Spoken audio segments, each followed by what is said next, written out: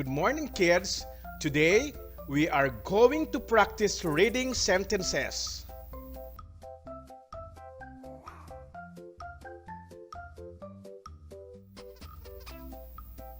Actor.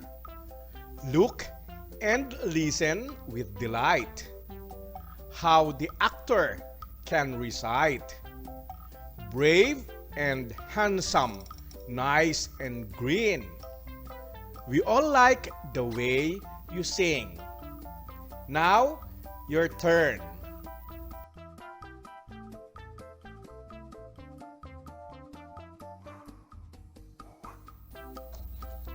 Beetle. In the forest, in the wood, there's a beetle, wise and good. He teaches young to sing all day, but they can only fly and play. Now, your turn.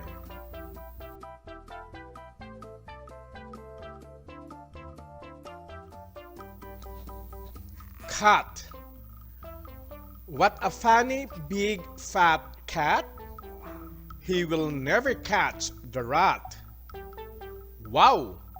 He feeds the mice with cheese, and he likes the sausages. Now it's your turn.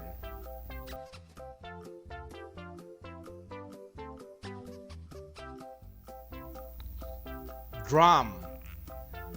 The ram played drum with all his might.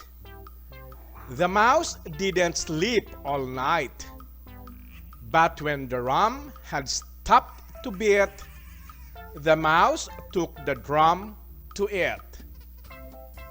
Your turn.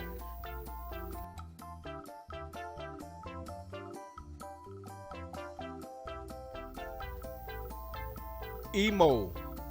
Emo doesn't want to rest. He likes to run. He is the best. He won the race in record time.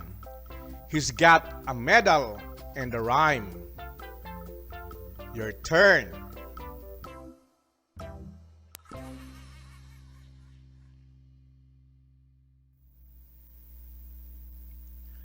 Fox.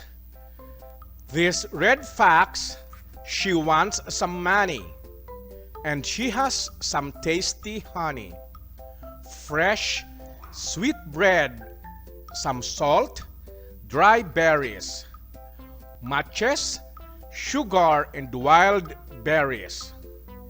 She invites you. If I go, you will buy the last year's snow.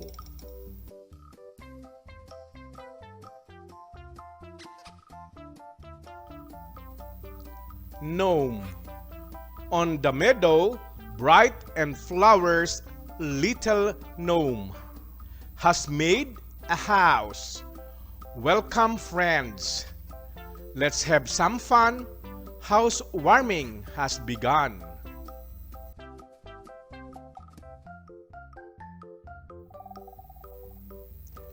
Hedgehog. Who produces hustle, make this horrid rustle. Night is all around, and this scary sound. Maybe he's a dog, simply a hedgehog.